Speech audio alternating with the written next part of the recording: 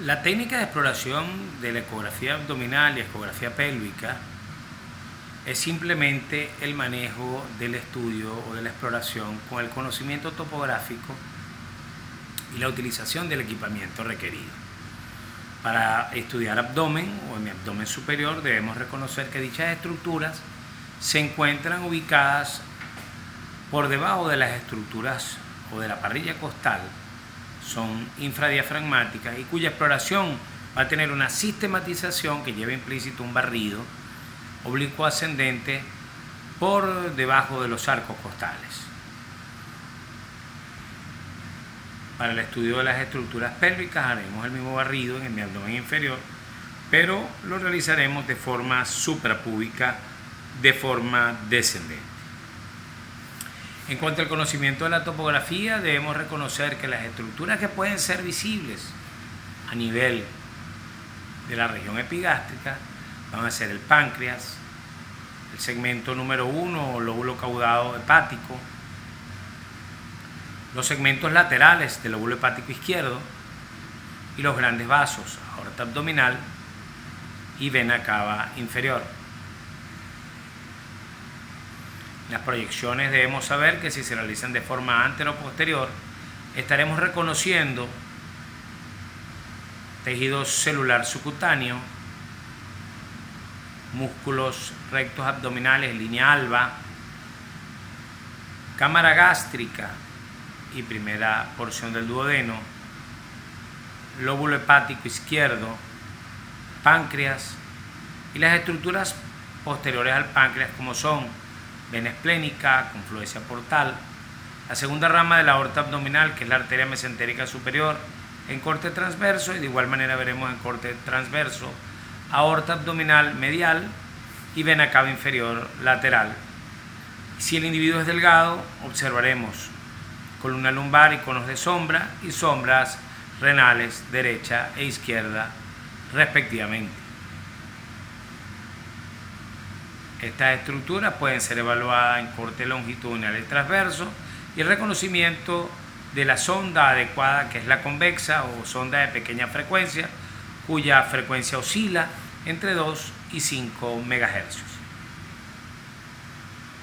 El paciente debe estar de cúbito supino, en un ayuno que oscile entre 3 a 6 horas, el eje del cuerpo de forma recta, una alineación cefalocaudal perfecta, las manos en región alta, inspiración profunda, valiéndonos del decúbito de ser requerido y reconociendo la anatomía en sentido antero-posterior en el caso de páncreas y oblicuo ascendente en el caso de hígado.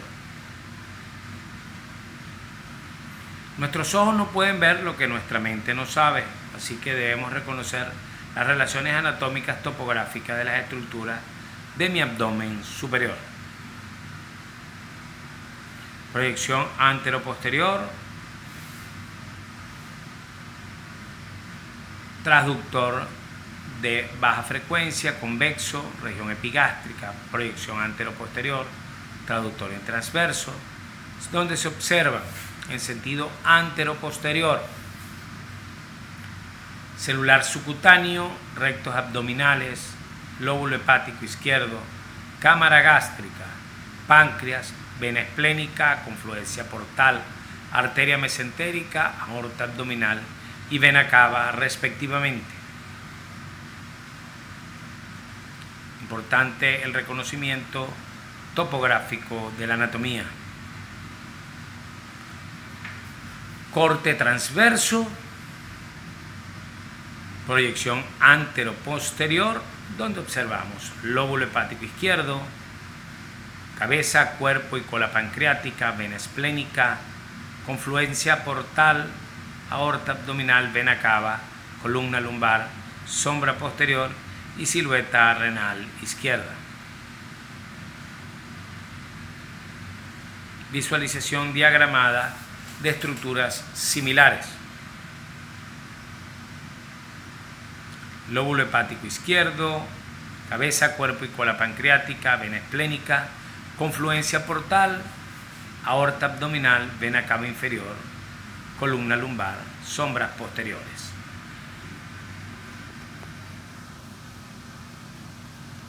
Diagramación donde vemos dichas estructuras y silueta renal. Recordar que la exploración ecográfica podrá ser en diversos cortes: sagital, coronal, subcostal o transverso, y que el barrido, en la medida que nos desplacemos, nos irá ofreciendo estructuras diferentes.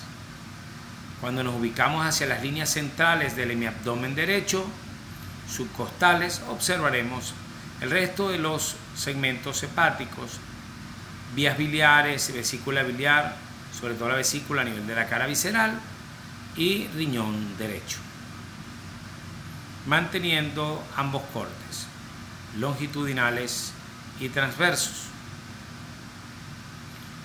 Valoración en oblicuo ascendente de venas suprahepáticas en sentido infero-superior confluyendo hacia vena cava, visualización de diafragma y patrón granular fino típico del lóbulo hepático derecho con visualización del ilio. Visualización de ligamento venoso señalado con la flecha en corte cráneo caudal y antero-posterior respectivamente, y vena cava en corte transverso y longitudinal respectivamente. Diagramación de la segmentación hepática. Visualización de las suprahepáticas en una proyección oblicua ascendente subcostal derecha. Referencia anatómica o referencial anatómico para dividir hígado en dos segmentos y dos grandes lóbulos. En este caso, la cisura lobar y la vena cava nos dividen en lóbulo derecho y lóbulo izquierdo, y los vasos portales en superior e inferior. Y la suprahepática en dos lóbulos, derecho e izquierdo, dado por la suprahepática media, segmento anterior y posterior, el lóbulo derecho dado por la derecha, y segmento medial y lateral dado por la suprahepática izquierda. Vemos la imagen ecográfica oblicua subcostal ascendente y la diagramación respectiva para la segmentación de Queneau. Oblicuo ascendente, lóbulo hepático derecho e izquierdo. Diagramación por la segmentación de Queneau. Visión diagramada, cómo se vería cuya proyección si hacíamos la proyección oblicua ascendente.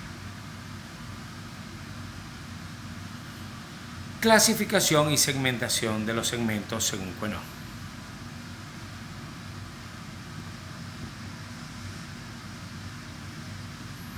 Dicha clasificación la podemos hacer también tomando como referenciales la formación de la Y y la formación de la H portal respectivamente. Si vemos en esta imagen, observamos que la suprahepática derecha coincide con la porta a nivel de la formación de la Y que la suprahepática izquierda coincide con la porta en la formación de la H. Quiere decir que cualquiera de esos referenciales nos segmentará el lóbulo derecho en anterior y posterior o el izquierdo en medial y lateral, recordando que existen segmentos superiores e inferiores dados por las ramas portales derecha e izquierda. Tendremos el anterior y superior derecho el 8, posterior y superior el 7, inferior y posterior el 6, anterior e inferior derecho el 5.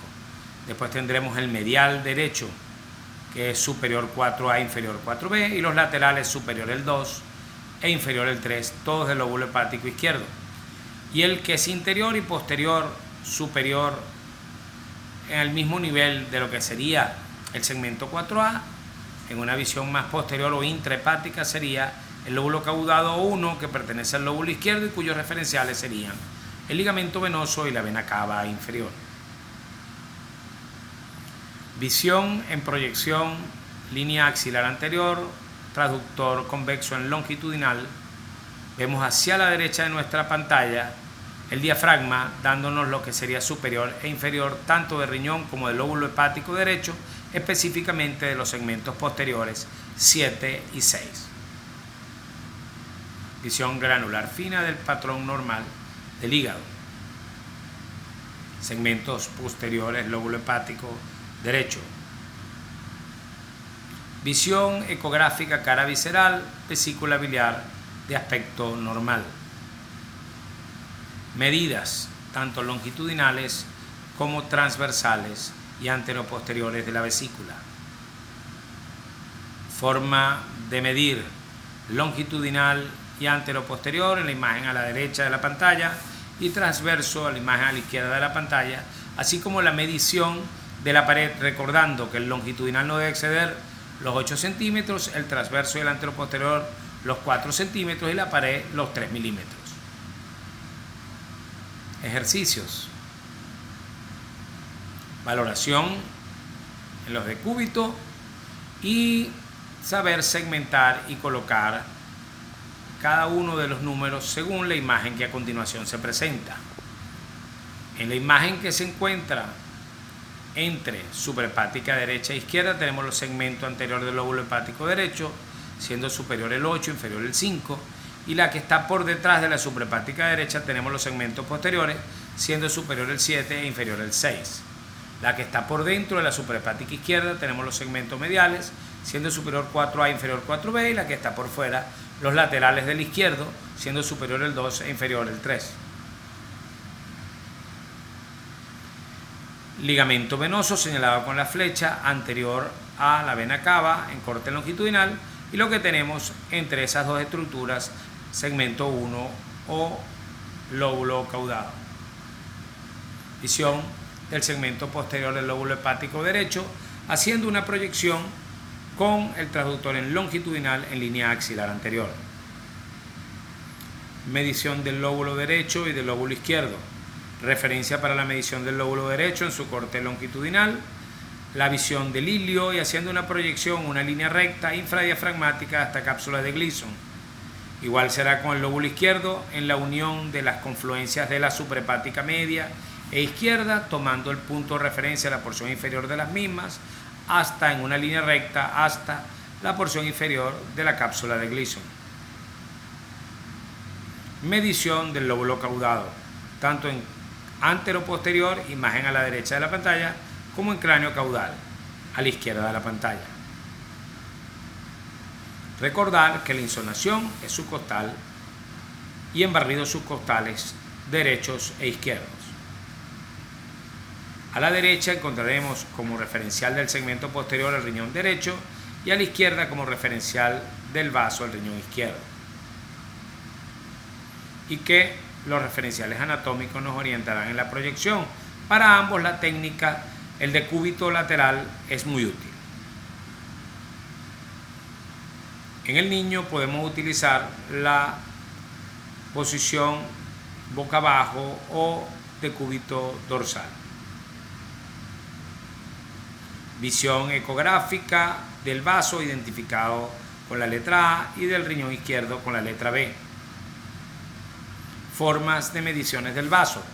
El longitudinal tiene que pasar por toda la estructura del vaso, así que si no logramos observarlo haremos dos medidas que se sumarán. Y el anteroposterior de cara lateral posterior a cara medial anterior.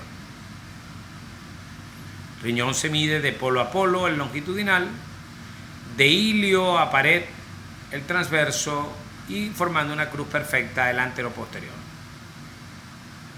Recordando que podemos valernos del decúbito lateral izquierdo y derecho.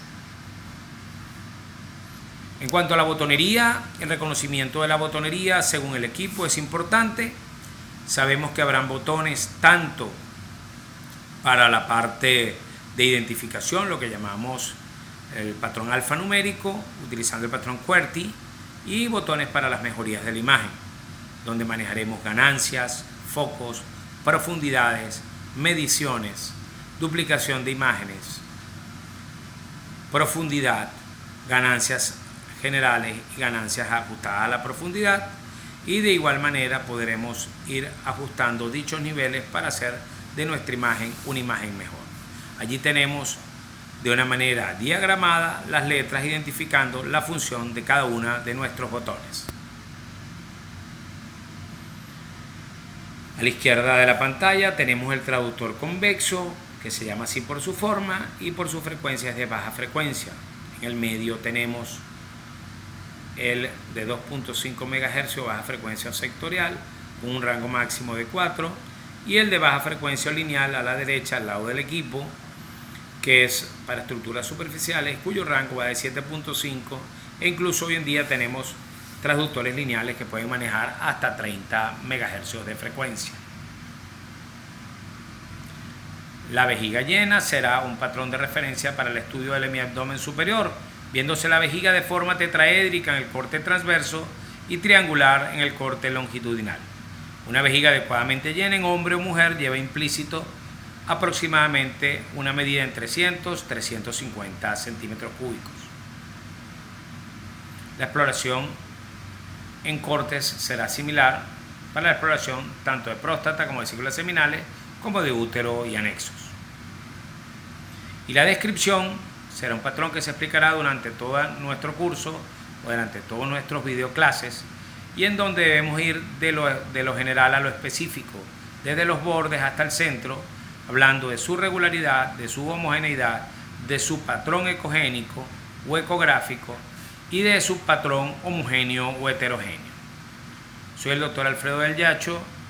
Gracias por haber escuchado el video de nuestro diplomado de ecografía integral de la Universidad de Carabobo, en alianzas con UDEM Venezuela y con el aval de la Fundación para el Estudio de las Américas y del Caribe, Fundacelar.